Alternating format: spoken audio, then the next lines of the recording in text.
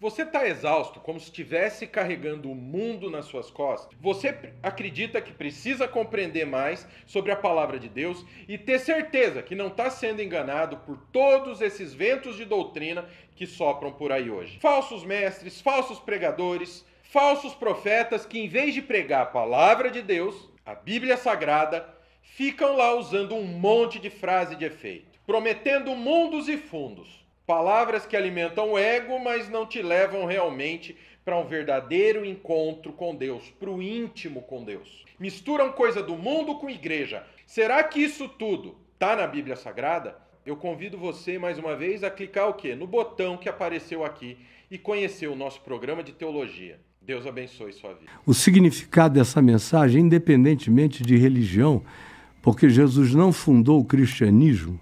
Quem fundou o cristianismo foi o imperador Constantino. Jesus ensinou um caminho, verdade Constantino e vida. Fez isso aí por pura malandragem também. Malandragem das maiores. Né? Deu certo. Foi um dos grandes sacanas da história da humanidade. E que está aí, satanizando a vida da gente. Então, pô, bem...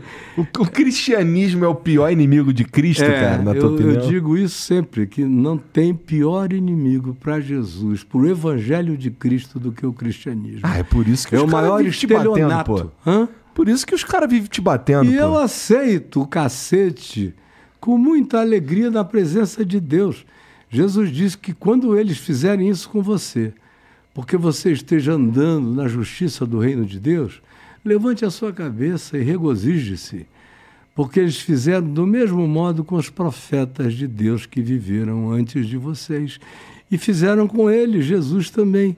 Eu sou chamado a negar-me a mim mesmo, a deixar essa persona que eu descrevi no início dessa conversa morta, para sempre, crescer na imagem e semelhança de Deus em Cristo, o que é gradual, é paulatino. Eu estou em estado permanente de desenvolvimento, de aprendizagem, de quebrantamento, de percepção, de alargamento, de aprofundamento, para sempre, até o último dia da minha vida. E a maior marca disso é amor.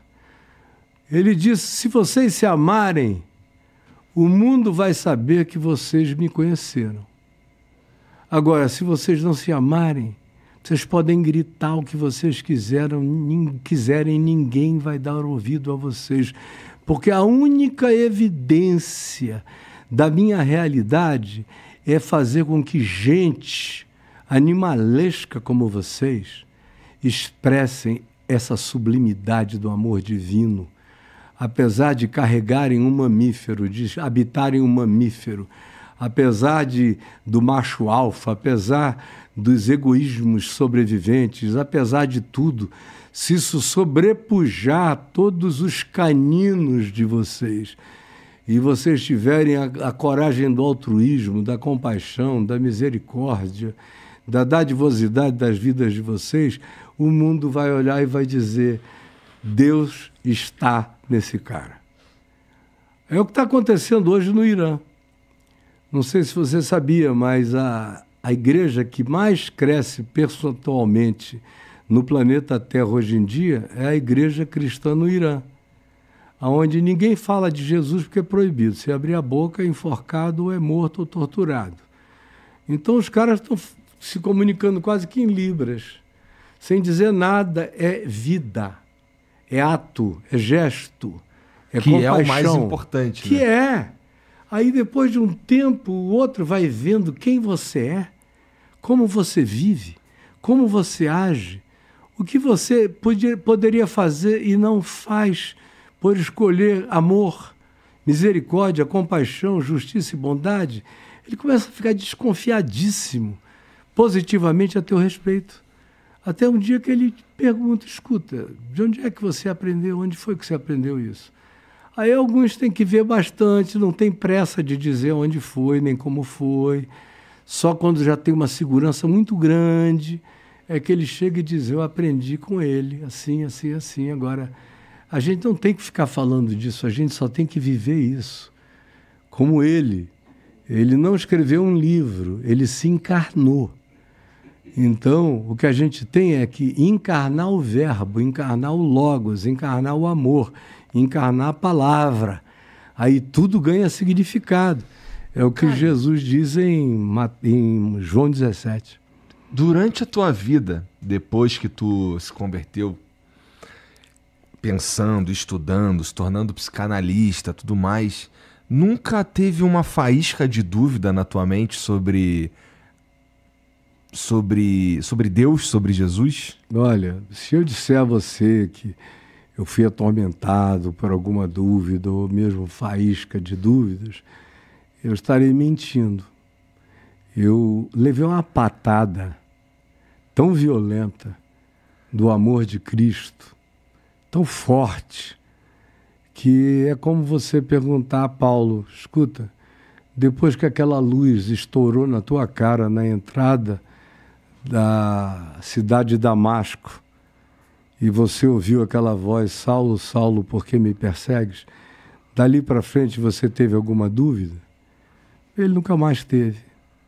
Meu pai, eu tive a bênção de ter sido criado e depois discipulado no Evangelho por um homem que em alguns aspectos, em algumas coisas, foi mais maduro do que Paulo.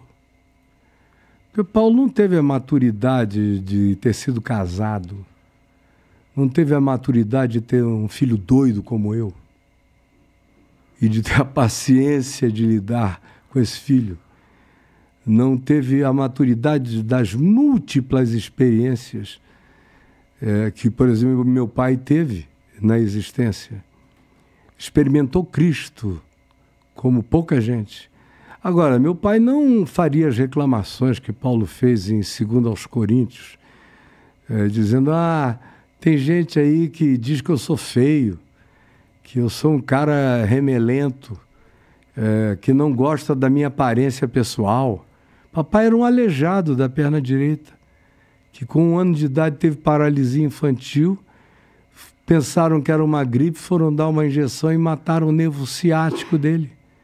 Ele andou de muletas a vida inteira, se sentindo gostoso, legal, extraordinário, sem nenhum problema, diária nenhuma, e me deu uma segurança imensa. Eu só fui perceber que meu pai era aleijado quando eu tinha 11 anos de idade no grupo escolar São Tomás de Aquino, no Leme, no Rio de Janeiro, quando um amigo meu me disse, o que é isso na perna do teu pai?